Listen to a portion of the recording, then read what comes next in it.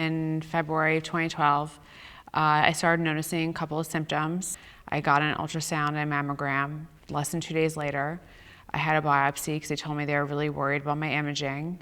And then I was diagnosed that day. After I was diagnosed with breast cancer, I had to call my parents and tell them. My parents live out of state, and it was it's the hardest thing I've ever had to do in my life.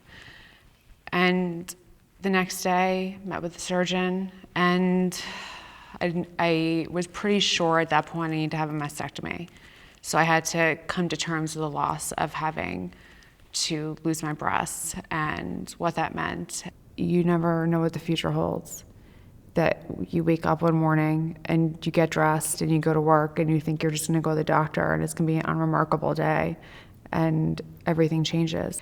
You know, just being so young and having to change my lifestyle to be from going to happy hour and meeting friends and scheduling vacations to scheduling doctor's appointments and surgeries. Everyone told me the scariest part of treatment is when you finish, and they weren't kidding.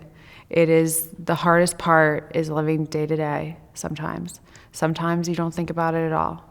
I mean, cancer definitely comes up in your everyday life. You're definitely gonna think about it, but every ache and pain, you wonder, is it back? Is it in this part of my body?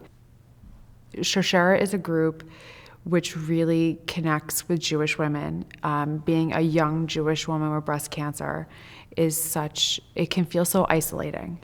And to know that there is an organization out there that really specializes and has other young Jewish women, whether it be, having the same type breast cancer, having triple negative breast cancer, having the BRCA1 mutation, having the same fears as I have. Sharsheret has offered me a lot of survivor manual information.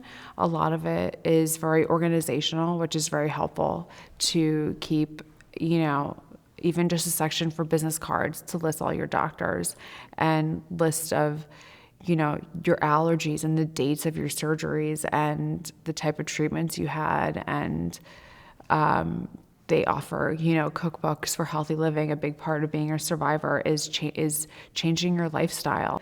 A lot of it was even just exercise programs. After you've had the surgery, your exercise changes a lot. It might seem unbelievably overwhelming to be diagnosed with breast cancer. It might be overwhelming to find out that you're BRCA1 positive if you've never been diagnosed with breast cancer. But I want young women to know that they can reach out to Sharsheret and they can reach out to women like me anytime.